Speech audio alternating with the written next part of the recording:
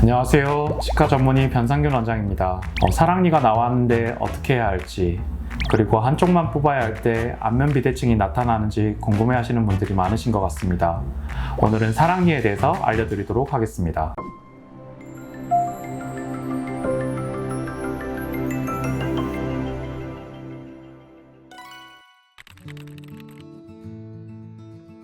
사랑니라고 해서 무조건 발치해야 하는 것은 아닙니다. 구강 내 다른 치아와 달리 사랑니 부분에는 공간이 부족해서 비정상적인 각도로 자라거나 사랑니가 또 부분적으로 나와 있어서 염증이나 감염을 유발할 수 있는 경우에는 사랑니를 발치하셔야 되는데요. 만약 발치해야 될 사랑니를 발치하지 않고 방치하게 된다면 치통 그리고 잇몸 염증을 초래할 수 있고 구강위생 관리가 어려워져서 추가적인 구강 문제를 일으킬 수 있기 때문에 발치하시는 것이 좋습니다.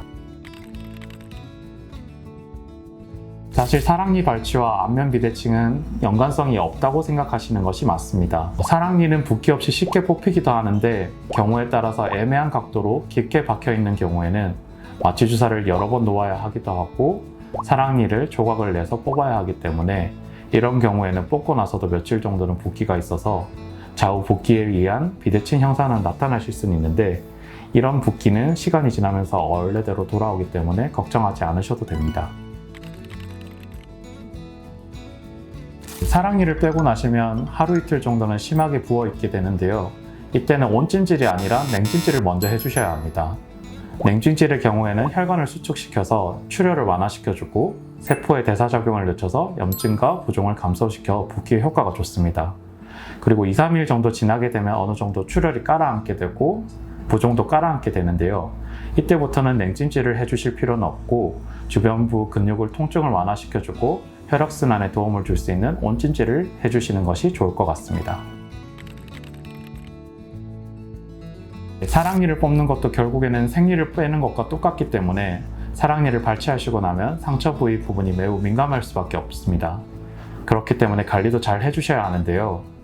오늘은 사랑니 발치 후 주의사항 자세하게 알려드리도록 하겠습니다. 첫 번째로 발치 후 물려드리는 거즈는 최소 2시간 정도는 꽉 물고 계시는 게 좋습니다. 침과 피를 뱉어내는 과정에서 음압이 발생할 수 있는데 이 음압이 발생하게 되면 지혈을 늦출 수 있기 때문에 빠른 지혈을 위해서는 최소 2시간 정도는 꼭 거즈를 물고 계시는 것이 좋습니다. 두 번째로 발치 후 2-3일 정도는 빨대 사용을 하시지 않는 것이 좋습니다.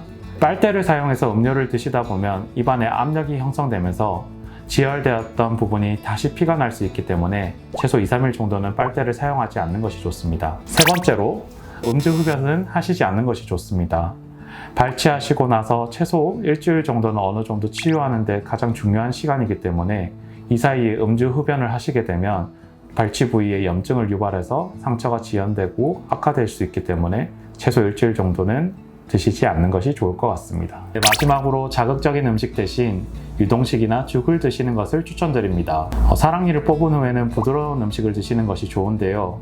자극적인 음식을 드시게 되면 상처 부위가 자극되어서 따갑거나 염증이 발생할 수 있습니다. 오늘은 사랑니와 사랑니 한쪽만 빼게 됐을 때 안면 비대칭이 나타나는지에 대해서 알려드렸는데요. 다음에 더 알찬 내용으로 돌아올 수 있도록 하겠습니다. 감사합니다.